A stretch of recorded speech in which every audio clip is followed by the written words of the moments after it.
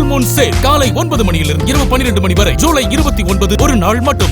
ஸ்காட்லாந்தின் Glasgow நகரில் நடைபெற்று வரும் 23வது காமன்வெல்த் விளையாட்டுப் போட்டியில் தூத்துக்குடி மாவட்டம் கோவில்பட்டி சங்கர்லிங்கபுரத்தை சேர்ந்த ராஜா முத்துப்பாண்டி வெள்ளிப் பதக்கம் வென்று சாதனை படைத்துள்ளார்.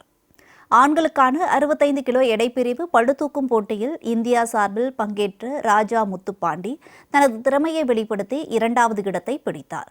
கோவில்பட்டியை சேர்ந்த முத்துப்பாண்டி பேச்சியம்மாள் தம்பதியின் மகனான ராஜா முத்துப்பாண்டி சிறுவயது முதலே பளுதூக்கும் விளையாட்டில் ஆர்வம் கொண்ட நிலையில் பெற்றோரின் ஊக்கத்துடன் மாவட்டம், மாநில மற்றும் தேசிய அளவிலான போட்டிகளில் பங்கேற்று பல வெற்றிகளை குவித்துள்ளார்.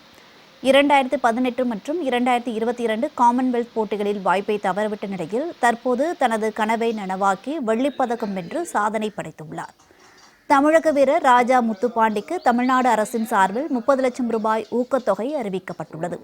அவரது வெற்றியால் பெற்றோர் மற்றும் கோவில்பட்டி மக்கள் மகிழ்ச்சியும் பெருமையும் அடைந்துள்ளனர். நேற்று நடந்த பளுதூக்கும் போட்டியில் காமன்வெல்த் சாம்பியன்ஷிப்பில் சில்வர் மெடல் பண்ணியிருக்காங்க.